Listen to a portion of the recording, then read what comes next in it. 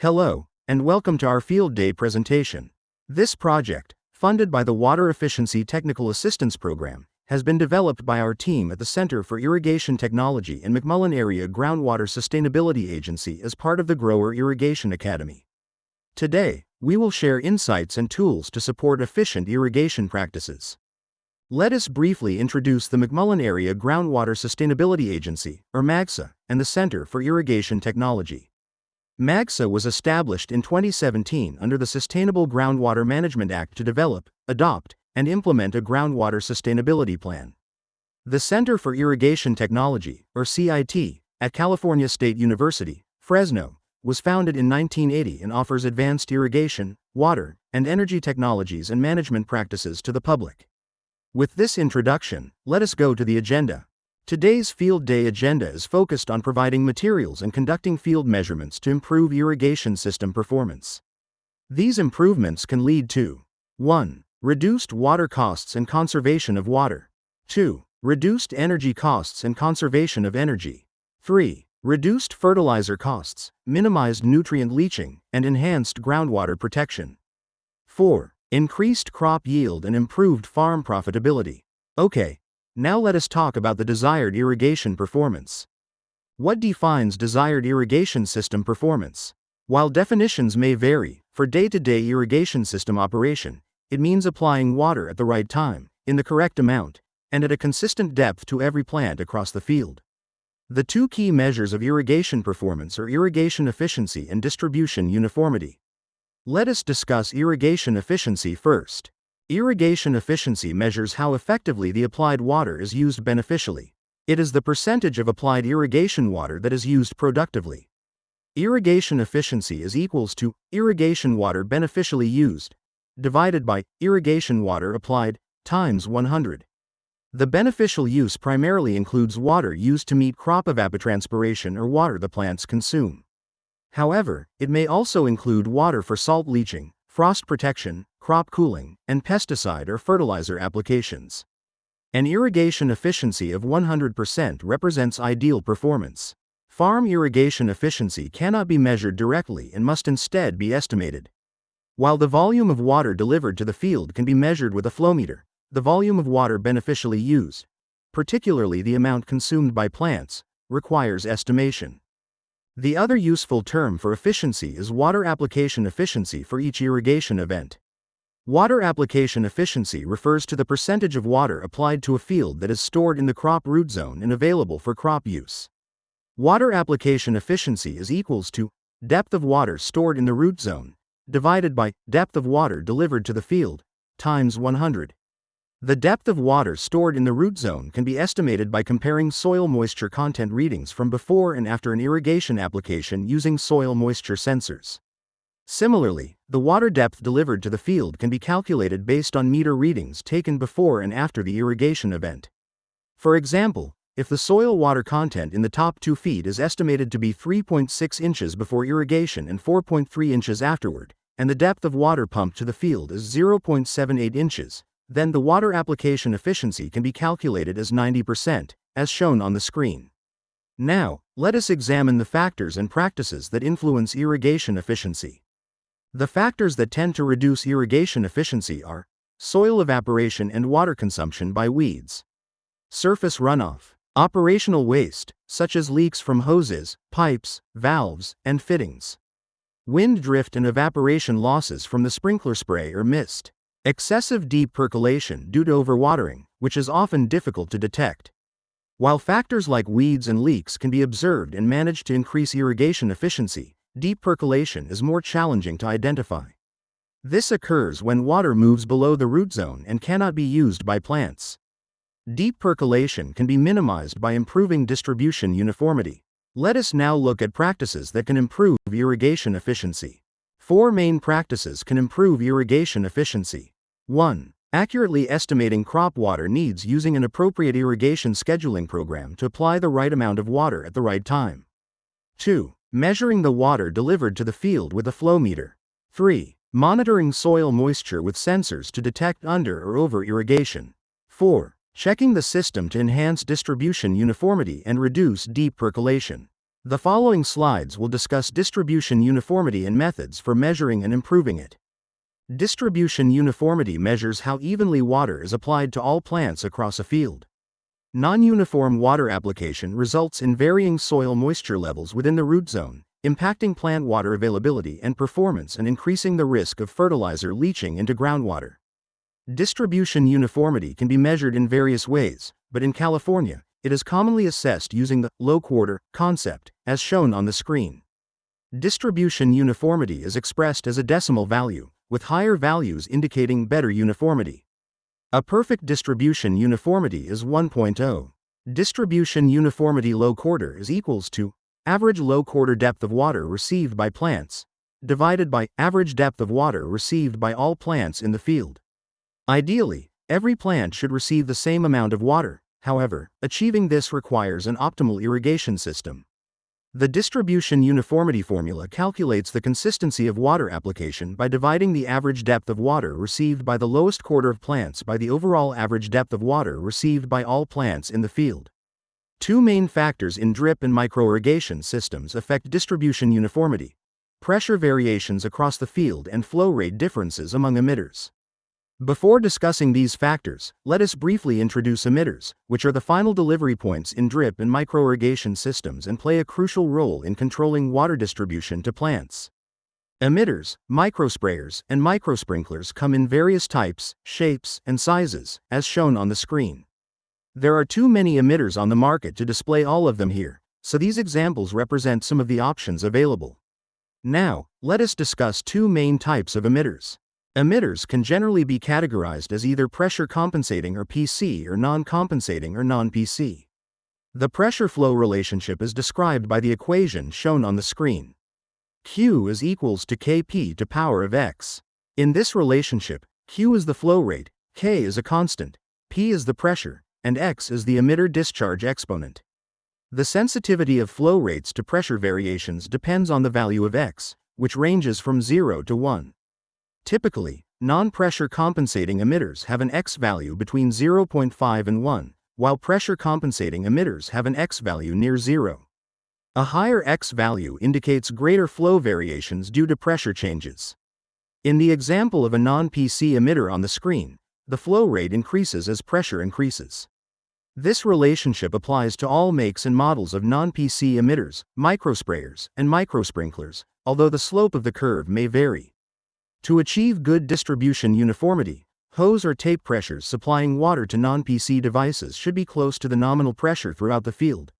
In this example, the nominal pressure is 15 psi for 1 gallon per hour emitter. On the other hand, PC emitters deliver a consistent flow rate across varying hose pressures. PC emitters have three distinct pressure flow regions, as shown in the example on the screen. The specific pressure compensating ranges and nominal flow rates may vary by make and model. 1. The first low pressure region is at startup, and the flow rate rises rapidly as the emitter's internal regulating mechanism is not yet fully active. In this example, the low pressure region is approximately 10 psi. 2. The next region is the pressure compensating range. Once the emitter reaches its designed operating pressure range, the flow rate levels off and remains close to the nominal rate over a wide range of pressures. Maintaining hose pressure within this range throughout the field is essential for good distribution uniformity. In this example, the pressure compensating range is 10 to 40 psi. 3. The last region is the high pressure range.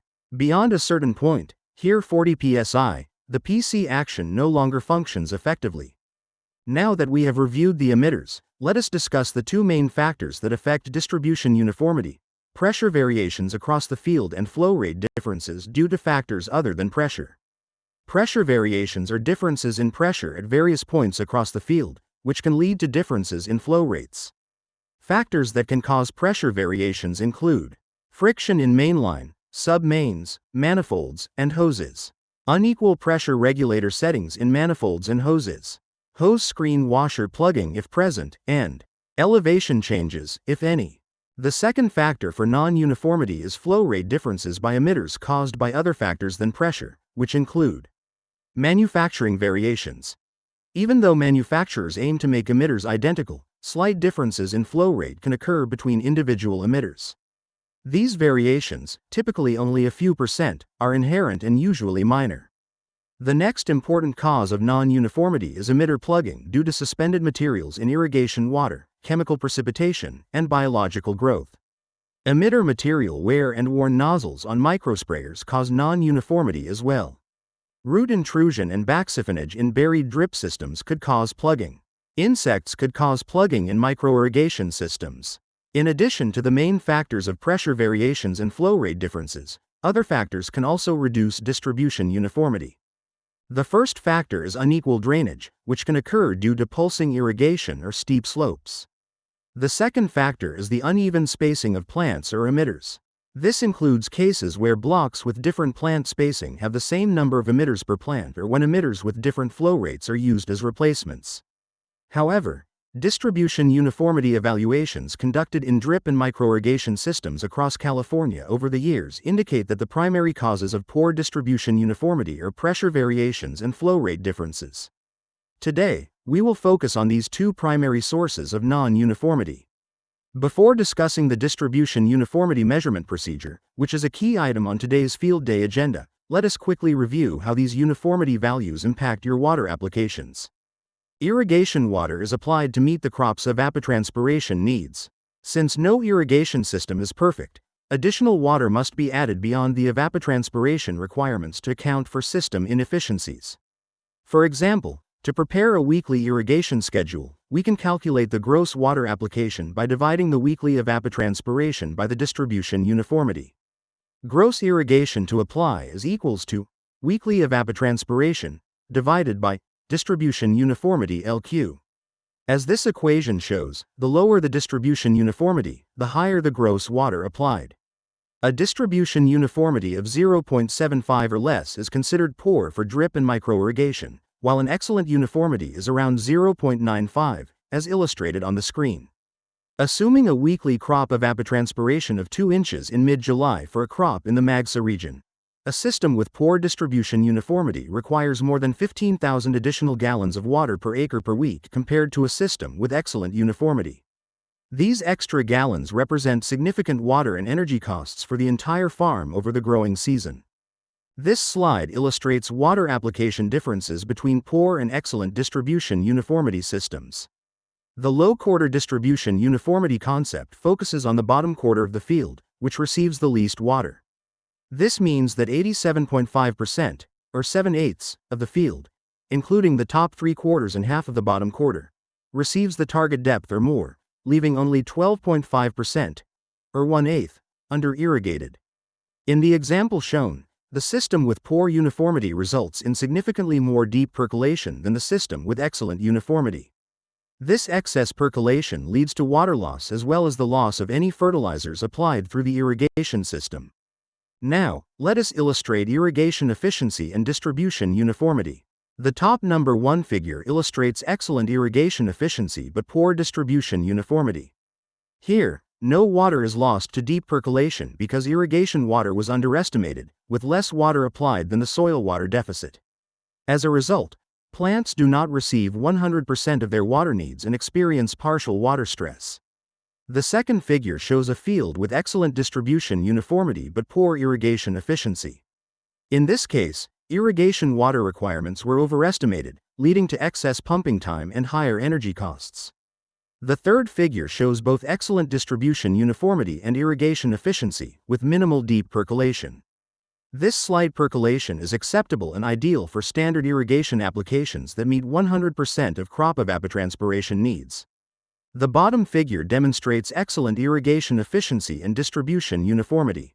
Water was applied less than the soil water deficit but distributed evenly across the field without deep percolation losses, making it ideal for regulated deficit irrigation practices. Now, let us discuss some details of distribution uniformity measurement. Distribution uniformity can be measured relatively quickly by assessing representative pressures and flow rates across the field, which is the plan for today's field day. Although the rapid evaluation technique does not yield statistically perfect results, it provides a solid basis for identifying key areas to improve the system's performance. Today, we will conduct 2 types of measurements, pressure and flow. We will collect and analyze hose pressure and emitter flow rate data, calculate distribution uniformity, identify issues, and provide recommendations. After the presentation, we will go to the field to complete items 1 through 4 shown on the screen, then return to the workshop to discuss items 5 and 6. Now, let us begin with the first item, pressure measurement. Pressure measurement aims to capture the full range of pressure throughout the field. We measure pressures to identify variations across the field and then convert the measurements to flow rates using the formulas discussed earlier.